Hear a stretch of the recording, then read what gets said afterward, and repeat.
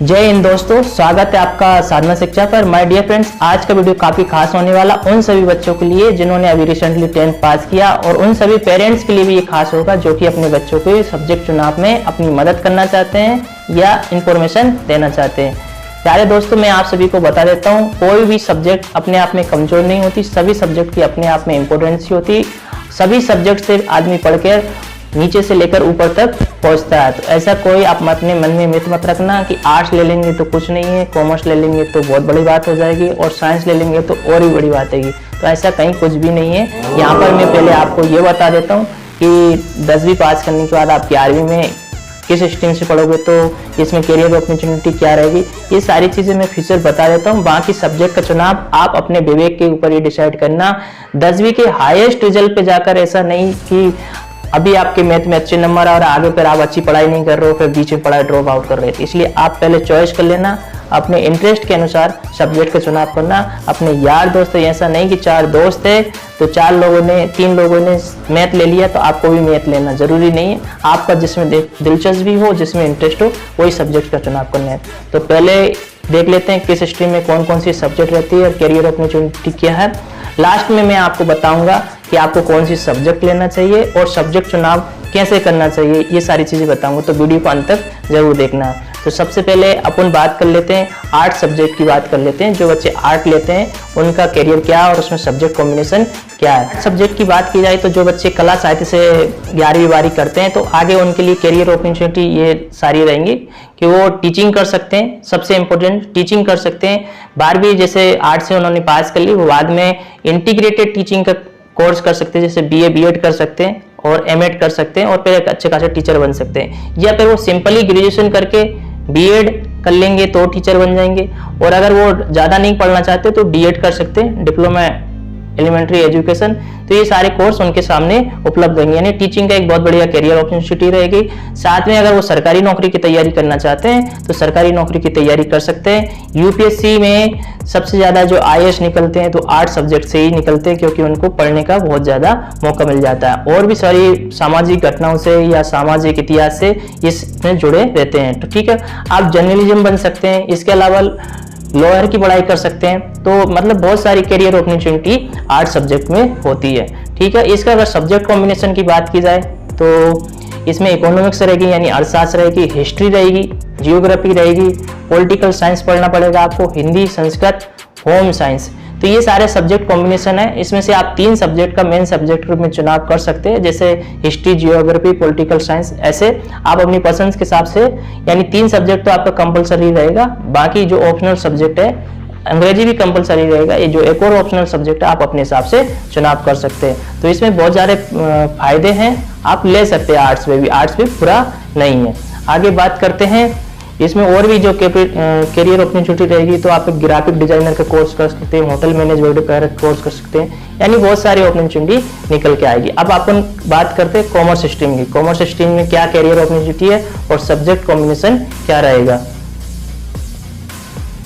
तो commerce background के बच्चे, आप जैसे ही समझ गए, व्यापार से संबंधित, रुपये से संबंधित लेन देन की बात इसमें होती है। आप फाइनेंशियल प्लानर बन सकते हैं, बैंक PO की तैयारी कर सकते हैं, चार्टेड अकाउंटेंट बनते ही हैं। अगर इसकी सब्जेक्ट कॉम्बिनेशन की बात की जाए तो आप इसमें पढ़ना पड़ेगा आपको बिजनेस स्टडी यानी व्यावसायिक अध्ययन, अकाउंटेंसी यानी बुक कीपिंग यानी बही खाता, इकोनॉमिक्स यानी अर्थशास्त्र, और मैथमेटिक्स भी रहेगा। अगर आप मैथमेटिक्स के इंटरेस्टेड है तो आप इसमें मैथमेटिक्स भी इंक्लूड कर सकते हैं, अगर नहीं है तो आप इसको ऑप्शनल में रख सकते हैं। इंग्लिश और बाकी सेकेंड भाषा जो भी आप चॉइस करना चाहोगे वो उस स्किल के ऊपर डिपेंड करता है। तो ये सारी चीज़ें कॉमर्स स्ट्रीम के। अगर इसके आगे मैं बात करूं करियर अपॉर्चुनिटी की, तो जैसे कॉमर्स से पास किए बच्चे बाद में क्या क्या कर सकते हैं, जैसे BBA कर सकते हैं, वो BBA प्लस MBA कर सकते हैं तो पूरा मार्केटिंग का काम कर सकते हैं। इसके बाद BCom कर सकते हैं। BCom करने वाले बच्चे फिर CA की भी तैयारी कर सकते हैं, चार्टेड अकाउंटेंट बन सकते हैं, कंपनी सेक्रेटरी बन सकते हैं, और भी फाइनेंशियल प्लानिंग की बहुत सारी जॉब इसमें निकल के आती हैं। इसमें मैं यहाँ पर ज़्यादा आपका समय नहीं लूँगा क्योंकि वीडियो बहुत ज़्यादा लंबा हो जाएगा। एक शब्द में मैं ये कह देता हूँ, कॉमर्स और आर्ट्स एक तरह से भाई बहन है। तो जो बच्चे आर्ट्स से पास आउट करते हैं वो कॉमर्स को किसी भी आगे फर्दर डिग्री में एडमिशन ले सकते हैं, और जो बच्चे कॉमर्स से 12th पास करते हैं वो आर्ट के भी किसी सब्जेक्ट में आगे कोर्स कर सकते हैं। ठीक है, यहाँ संक्षेप में जानकारी दे रहा हूँ, अगर किसी प्रकार को डाउट हो तो आप कमेंट में बता देना। अब चलते हैं सीधे साइंस बैकग्राउंड वाले। साइंस से बच्चे पास आउट करने में क्या क्या उनको बेनिफिट मिलेंगे, कौन कौन सा सब्जेक्ट रहेगा। ठीक है, यहाँ पर साइंस से पढ़ने वाले बच्चे इंजीनियरिंग बनते हैं, डॉक्टर, साइंटिस्ट, ये सारे। और अगर इसमें सब्जेक्ट कॉम्बिनेशन की बात करूँ तो सब्जेक्ट का अंडर साइंस मैथमेटिक्स रहता है, इसमें इंग्लिश रहती है, बायोलॉजी, फिजिक्स, केमिस्ट्री और कंप्यूटर साइंस। यहाँ पर मैं साइंस के बारे में आपको सब्जेक्ट कॉम्बिनेशन अलग अलग बता देता हूँ कि आप मैथ लोगे, यानी अगर आपको इंजीनियरिंग में करियर बनाना है तो मैथ विशेष करके लोगे। आपको अगर मेडिकल में करियर बनाना है बायोलॉजी पे विशेष फोकस करोगे, और जनरल साइंस में क्या। तो मैं आपको सब्जेक्ट कॉम्बिनेशन एक बार बता देता हूँ। कॉम्बिनेशन की आप देख लीजिए। अगर आप नॉन मेडिकल कोर्स करना चाहते हैं, यानी आपको आगे नॉन मेडिकल की पढ़ाई नहीं करना है, तो आपको 11th में फिजिक्स, केमिस्ट्री, मैथ और ऑप्शनल सब्जेक्ट का चुनाव करना है। और अगर आपको मेडिकल फील्ड में जाना है तो आपको फिजिक्स, केमिस्ट्री, बायोलॉजी और ऑप्शनल सब्जेक्ट जो रहेगा, यानी अगर आपका मैथ में दिलचस्पी नहीं है तो मैथ को साइड हो जाएगा आपका, और फिर उसकी जगह बायोलॉजी आ जाएगा। इसके बाद में अगर आपको जनरल साइंस से ही 11वीं 12वीं करना है तो आप जैसे मैथ को साथ में रखना चाहते हैं, आगे चल के आपको डिसीजन को चेंज हो जाए तो आप उसमें ये भी सब्जेक्ट का चुनाव कर सकते हैं, फिजिक्स, केमिस्ट्री, मैथ और बायोलॉजी। तो माय डियर फ्रेंड्स, आपको समझ में आ गई होगी। आप अपने हिसाब से जो भी करियर चुनाव करते हैं, तो अगर साइंस में से ले सकते हैं तो जो मैंने बताई उस हिसाब से सब्जेक्ट का चुनाव कर सकते हैं। इसके बाद में अब अपन बात करते हैं कि 10वीं के बाद कौन कौन से आप डिप्लोमा कर सकते हैं। अगर आपको शॉर्ट टर्म में नौकरी चाहिए, यानी जल्दी नौकरी चाहिए, तो आप कौन से डिप्लोमा कर सकते हैं। सर्टिफिकेट डिप्लोमा भी होते हैं, ठीक है। और आफ्टर डिप्लोमा के बाद अगर आप इंजीनियरिंग वगैरह पढ़ाई करना चाहते हैं तो किस तरह कर सकते हैं, तो उसकी भी मैं बात करता हूँ आपको।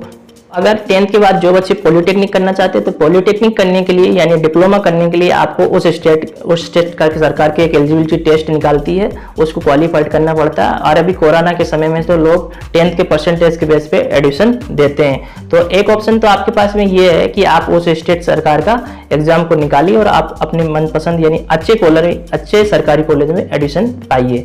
और दूसरा ऑप्शन ये है कि अगर आपके पास अगर किसी कारणवश आप पेपर पे पार्टिसिपेट नहीं कर पाए या अच्छे नंबर नहीं आए तो आप प्राइवेट कॉलेज से भी पॉलिटेक्निक कोर्स कर सकते हैं। तो पॉलिटेक्निक कोर्स में आप देख सकते हैं, आप यहाँ पर सब्जेक्ट लिस्ट बनी हुई है। पॉलिटेक्निक 3 साल का होता है। जब पॉलिटेक्निक 3 साल का करने के बाद अगर आपको इंजीनियरिंग करना है तो फिर वो, जैसे इंजीनियरिंग 4 साल का होता है, लेकिन फिर वो इंजीनियरिंग 3 साल में ही कंप्लीट हो जाएगी, यानी सीधे आपको सेकेंड ईयर में एडमिशन मिल जाएगा। तो आप मैकेनिकल ब्रांच से कर सकते हैं, कंप्यूटर साइंस से कर सकते हो, सिविल से कर सकते हो, है ना। एक डिप्लोमा आप कर सकते हैं। इनकी सारे ड्यूरेशन है 3 साल का, ठीक है। इसके अलावा फिर 2 साल का ITI होता है। ITI कोर्स भी कर सकते हैं आप, जैसे फिटर से कर सकते हैं, computer, civil, mechanical, radio, TV, motor vehicle, diesel, electrical, plumber, ये सारे कोर्स कर सकते हैं। और भी कुछ बहुत शॉर्ट टर्म कोर्स रहते हैं, जैसे कि आप चाहते हैं कि 6 महीने का कोर्स करके मैं नौकरी प्राप्त कर लूँ और फिर नौकरी के साथ अपनी पढ़ाई को कंटिन्यू करना चाहता हूँ, तो आप ये छोटे कोर्स कर सकते हैं। जैसे फायरमैन का कोर्स कर सकते हैं, कुकिंग का कर सकते हैं, पेन टेक्नोलॉजी के कर सकते हैं। और आजकल क्या है कि बहुत ज़्यादा स्किल्स यानी डिजिटल मार्केटिंग का बहुत ज़्यादा महत्व बोलबाला हो गया, तो आप ये सारे कोर्स कर सकते हैं। कंप्यूटर डिप्लोमा कर सकते हैं, इंटरनेट सकते हैं, ग्राफिक्स सीख सकते हैं, आप वेब डिजाइनिंग कर सकते हैं, साइबर सिक्योरिटी, तो ये सारी चीज़ें आप कर सकते हैं। बहुत ज़्यादा लंबा हो जाएगा, सारी चीज़ें शेयर करना पॉसिबल नहीं, तो आप अपने इंटरेस्ट के हिसाब से इन सब्जेक्ट का चुनाव कर सकते हैं, इस स्ट्रीम को लेकर पढ़ाई कर सकते हैं, ठीक है। और फिर लास्ट में मैंने ये बताया था कि मैं आपको ये बताऊंगा कि कौन से सब्जेक्ट्स आपको लेना चाहिए जो कि आपके लिए बेहतर होगा। तो उसके लिए मैं यही बता रहा हूँ, आप किसी भी उसके चक्कर में यानी रील शॉर्ट्स देख के न लीजिए कि जैसे एक मन हुआ कि देखो साइंस वाले ये बन रहे हैं तो हमको भी ये सब्जेक्ट का चुनाव ले लेना चाहिए, या आज भी लोग बोल रहे हैं कि अरे यार तू आर्ट्स लेके पढ़ाई कर रहा है, क्या कर रहा है ये, ऐसे आर्ट्स मतलब कुछ नहीं। जबकि मैं बता देता हूँ, आर्ट्स साइड से बच्चे कलेक्टर बनते हैं और भी बहुत बड़ी बड़ी ऊंचाई को पोस्ट पर जाते हैं। तो ऐसा नहीं है, सब्जेक्ट कोई भी कमजोर नहीं है, सब्जेक्ट अपने आप में सभी अपना स्थान रखते हैं। तो आपका जिसमें ज़्यादा दिलचस्पी है उस सब्जेक्ट का चुनाव करें। और मैं पेरेंट्स को भी बोलना चाहता हूँ कि आप अपने बच्चे पर किसी प्रकार का दबाव न डालें और उसके इंटरेस्ट के हिसाब से उसको सब्जेक्ट लाइए और पढ़ाई को कंटिन्यू करवाइए, क्योंकि दोस्तों शिक्षा और समय का सही उपयोग व्यक्ति को सफल बनाता है। इसके अलावा मैं आपको ये बता देता हूँ, अगर आप इंटरेस्ट कैसे चॉइस करें तो बहुत सारे ऑनलाइन इसमें एप्टीट्यूड टेस्ट होता है, यानी आप दिलचस्पी उसमें निकल के आ जाएगा। आप चेक करोगे कि भाई 10th के बाद कौन सी कोर्स करना चाहिए, तो इंटरेस्ट के हिसाब से उसमें टिक करने का ऑप्शन आ जाएगा। एक चुनाव ये कर सकते हैं आप। दूसरा ये है कि आप अपने आप अंदर से पूछ सकते हैं कि मेरा दिलचस्पी किस में है, ठीक है। तो ये सारी चीज़ें होता है। और जैसे किन्हीं बच्चों को अगर ये बात का पता नहीं है कि भाई 12वीं के बाद मुझे क्या करना है, ज़्यादा उनका रास्ता एकदम क्लियर, तो उनको साइंस विषय ले लेना चाहिए, क्योंकि साइंस विषय लेने पे बहुत सारे रास्ते खुले रख सकते हैं। यानी साइंस वाले स्टूडेंट आर्ट की सभी सब्जेक्ट में जा सकते हैं, कॉमर्स की सभी सब्जेक्ट में जा सकते हैं, और भी वो अन्य कोर्स कर सकते हैं। हाँ, लेकिन अगर वो साइंस में दिलचस्पी रखते हैं, बाकी अगर नहीं दिलचस्पी रखते, वो गवर्नमेंट एम्प्लॉय की तैयारी करना चाहते हैं, तो सीधा आर्ट्स विषय भी ले सकते हैं। सब्जेक्ट सभी अपने आप में बेहतर रखती हैं, सबका अपना अपना एक स्थान होता है। ठीक है फ्रेंड्स, मिलते हैं नेक्स्ट वीडियो में, तब तक के लिए जय हिंद, जय भारत।